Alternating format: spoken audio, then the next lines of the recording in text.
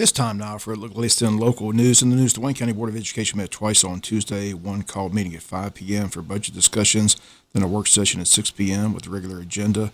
As we've been reporting, both the City of Jesup and the Wayne County Board of Education looking to approve fiscal year budgets by the end of the month. At the board meeting at 5 p.m., they held a meeting for purpose of public participation on the proposed budget. We have a lot more on this topic this week and have more comments from those that spoke. But the big story is that at the work session, the first reading of the proposed budget was on the agenda, and a motion was made to pass the first reading, and the vote was taken, and the vote failed by a 3-2 vote, with board members Tina Mosley, Todd Wise, and Kerry Yarbrough voting against the proposed budget, and board members Bruce Harris and Sharon Daniel voting in favor of the proposed budget. But after an executive session, board member Tina Mosley made a motion to rescind the vote on the proposed budget, and that passed 3-2, with Tina Mosley voting with Bruce Harris and Sharon Daniel. Then Sharon Daniel made a motion to pass the first reading of the proposed budget, and it passed 3-2 with board members Sharon Daniel, Bruce Harris, and Tina Mosley did a 180 voted yes, and the first reading has been approved by a 3-2 vote. But another meeting is set for June 25th with another 5 o'clock board meeting set for public participation, then the meeting at 6, and at that meeting the board hopes to approve their proposed budget. The proposed budget calls for an increase of close to $6 million, and board members Todd Wise and Kerry Yarbrough kept asking the CFO, R.J. Aldridge, about the $6 million and why is it being taken from the fund balance and how do they pay it back. Also some confusion as the CFO says despite the increase in the budget, he foresees the school board rolling back the millage rate on mill or more once the millage rate is set by the Board of Education. Again, a lot of conversation, a lot of questions yesterday. We'll have more from the meeting tomorrow and on Friday's newscast. But we begin today with an interview with board member Tina Mosley, who first voted against the proposed budget, but then again did a quick 180 and voted for the proposed budget after the executive session.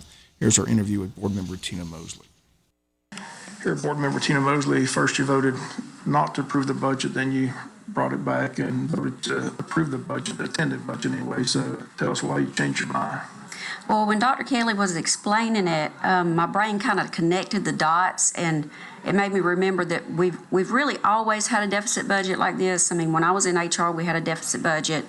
And so when he was explaining how things worked, it made me think, well, we're just creating an estimate. And so we're just estimating what we're going to need. It doesn't mean we're going to use all of it. It doesn't mean we're going to need it all. But it's there if we do need it. And so it doesn't make a whole lot of sense for us to get to a zero balance and then have to come in and amend a budget every time, or for them to have to ask for more money every time that they need to spend just to keep the lights on or to get paper. And the majority of that budget is for salaries, and salaries are going up, and the cost of health care is going up. And so, that really made me realize, okay, we're not saying we're spending all of that. It will just be there in case we need it.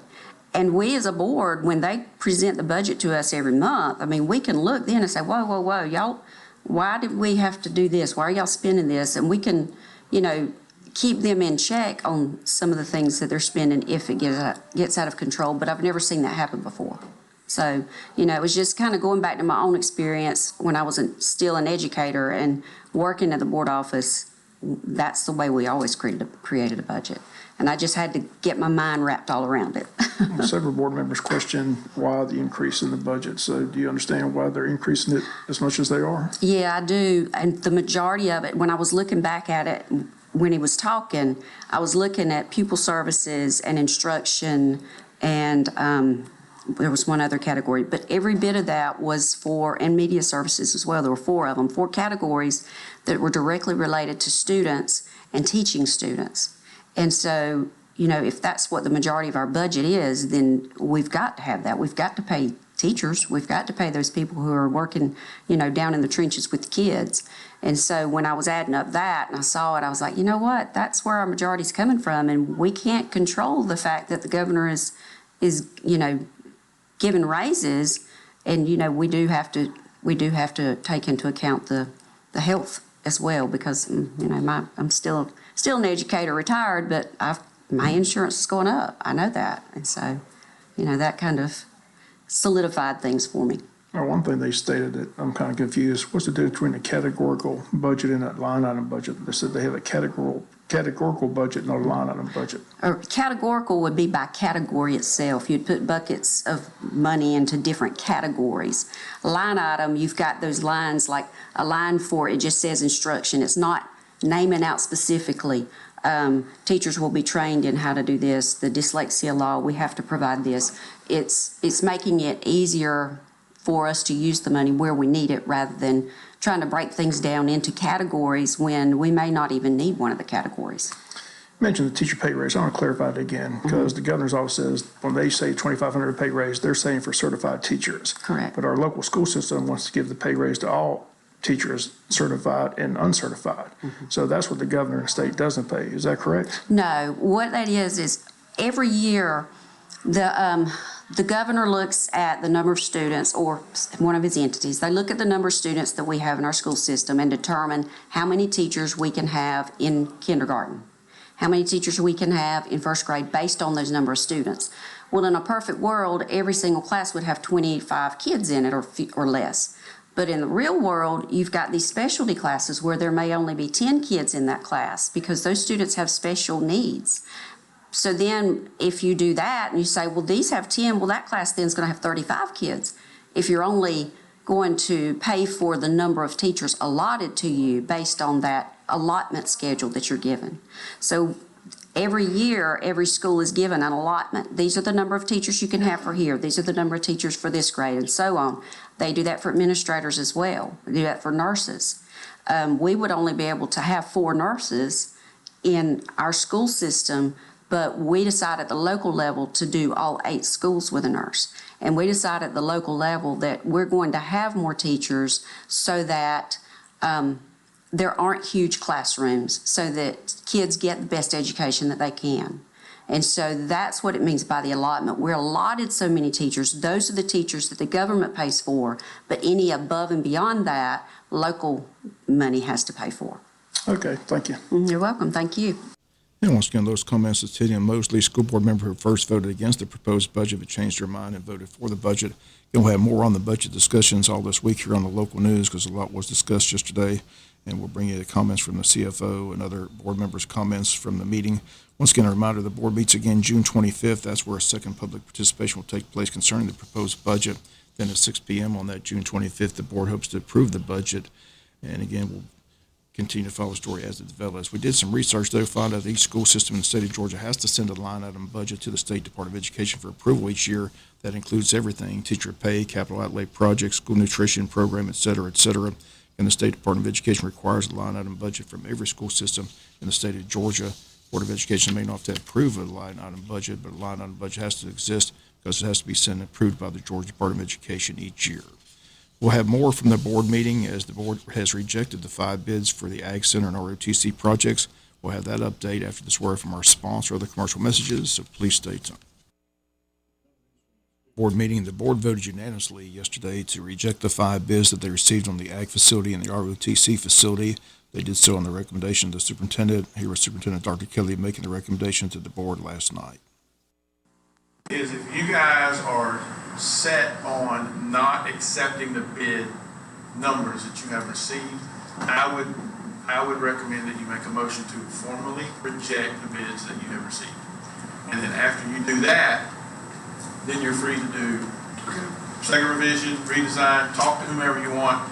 The thing I do want to make you aware of is one of the reasons we only borrowed a little less than $15 million with regard to our bonds is because there is a time limit that we're looking at to where you start having to pay back interest. So basically the lender is not going to give us $14.9 million to sit in a bank to just continuously earn interest, because they don't, we're not borrowing money to make money.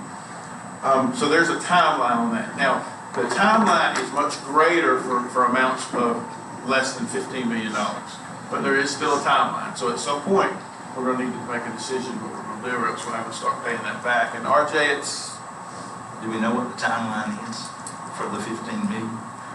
I don't have it in front of me, but I can get that for us, what the exact time. but it's more than a year. Oh, yes, definitely. Yeah. Okay, so We picked the smaller one for that reason, so we So would have one. it's more than a year, but like if you hit 15 or more, it's like 6 months or something, you know, so. I remember us doing that. So you're still good, you know, but just wanted you to understand it. So if you don't want to accept any of the bids that you opened the other night, I would suggest that you make a motion and take action to formally reject the bids from the May 28th meeting.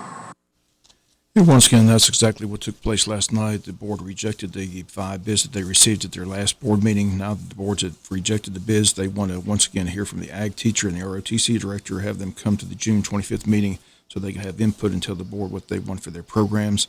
So the chairman, Bruce Harris, stated at the last meeting, the board has simply moved back and punted. So again, all the bids have been rejected. And again, they'll meet the 25th and go from there. Continue to follow this story as it develops regarding the ROTC facility and the ag facility. In sports, we'll have more on the ROTC facility as board members question the use of a firing range, and we'll have that conversation coming up in local sports. Personnel approved Tuesday certified recommendations: Lauren Hamilton, James E. Bacon Elementary School, Kendall Henderson, Martha Puckett Middle School, Tommy Fuller Jr., Martha Ross Smith Elementary, Holly O'Quinn, Arthur Williams Middle School, Kinsley Sims, Wayne County High School. Certified transfer: Shane Brown from Martha Puckett Middle School to Arthur Williams Middle School, Patricia Holland from Arthur Williams Middle School full-time to Jesup Elementary School, 49%. Certified resignations: Teresa Mosley, Wayne County High School. Classified recommendations: Maddie Luton, Jesup Elementary School, Teresa Mosley, Wayne County High School nurse, Sterling Venegas, Wayne County High School, School Food Services. Classified transfers: Brianna Harrell from Scriven Elementary School to Jesup Elementary, Valerie Jordan from Odom Elementary School to Central Office, bookkeeper Tennille Wall from Wayne County High School, School Food Service Manager trainee to Wayne County High School, School Food Service Manager. Classified resignations: Sandra Bell, Wayne County High School, retiring from the School Food Service Department, Rosemary Guyton, Wayne County High School, retirement from SFS, Brenda Mason, Wayne County High School, SFS, Shirley Popple, Central Office, retiring, and Kinsley Slims, James E. Bacon Elementary School. We'll be back with some final news notes after this word from our sponsor, the commercial messages, so please stay tuned. Final notes and news: Wayne County Commissioners have a work session set for Thursday at 1 p.m. On the agenda, discussion of election board and fire. An important community blood drive scheduled for Monday, June 17th at Calvary Baptist Church Gymnasium from 1 to 6 p.m. Red Cross stresses that during the summer months, these blood drives are crucial. We'll ask if you have the chance to give the gift of life to give a pint of blood on Monday. Again, they ask you to go to the website, redcrossblood.org, and enter Jesup to schedule an appointment. We can call the Red Cross at 1-800-733-2767. Once again, the date of the blood drive, Monday, June 17th from 1 to 6 p.m. at the Calvary Baptist Church Gymnasium. Chamber of Commerce currently selling tickets to their annual Legacy Dinner. That's scheduled for Thursday, June 27th at 6 p.m. at the barn at the Live Oak Ranch on Lanesbridge Road. Semi-formal attire, tickets are $75 each. Simply stop by or call the Chamber, the number 912-427-2028. Annual passing of the gavel from current President Mark Watson to incoming President Preston Groover. Also the announcements of the annual awards: the Ambassador of the Year, Small Business of the Year, Business Leader of the Year, Excellence in Agriculture Award, and the Distinguished Service Award winner. All that Thursday, June 27th at the barn on Lanesbridge Road at 6 p.m. Again, if you need more information or tickets, call the Chamber at 912-427-2028. And that's going to do it for latest and local news. Sports comes your way in a few minutes. Bob Morgan, have a great day.